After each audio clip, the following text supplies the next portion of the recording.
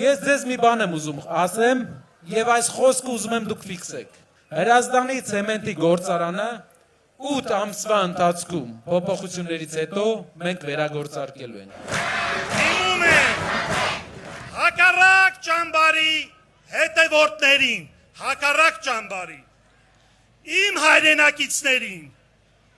որոնք կուրորեն հավատում են խաղաղության կեղծ օրակարգին եւ սոցիալական սին բարեփոխումներին, հունիսի 7-ին միացեք մեզ եւ վերջ դրեք հասարակական ցնցումներին եւ պառակտմանը։ Բոլորս միասին քվեարկում ենք համար 3-ին։ Եթե դուք չեք ուզում 300,000 ադրբեջանցիներ գան բնակվեն այստեղ, ուրեմն դուք պետք է գնաք ընտրության։ Եթե դուք ուզում եք ապրել արժանապատիվ, ուզում եք ապրել իրական ուժեղ Հայաստանում,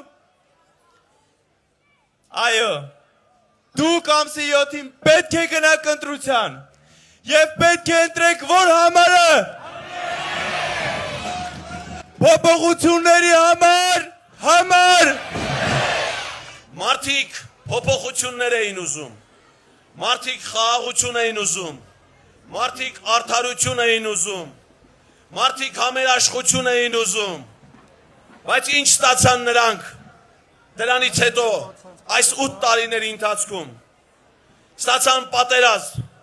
ստացան կորուստներ, մարդկային, տարածքային, նյութական։ Գալիք ընտրությունները պարզապես ընտրություններ չեն։ Սա ընտրություն է 300,000 ադրբեջանցի բերողի եւ 300,000 աշխատատեղ ստեղծողի միջեւ։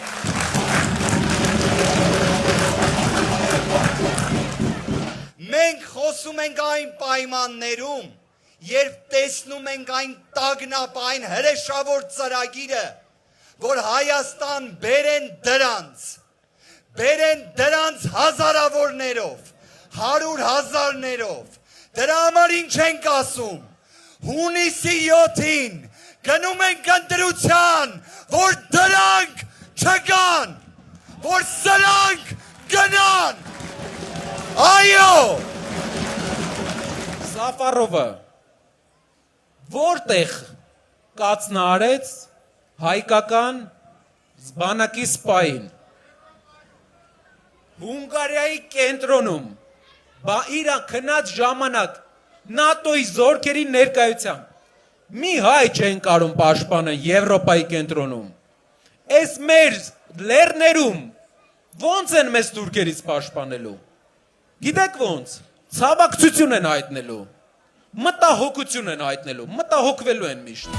Այս սիրտերերում վերը ելնելու ուշ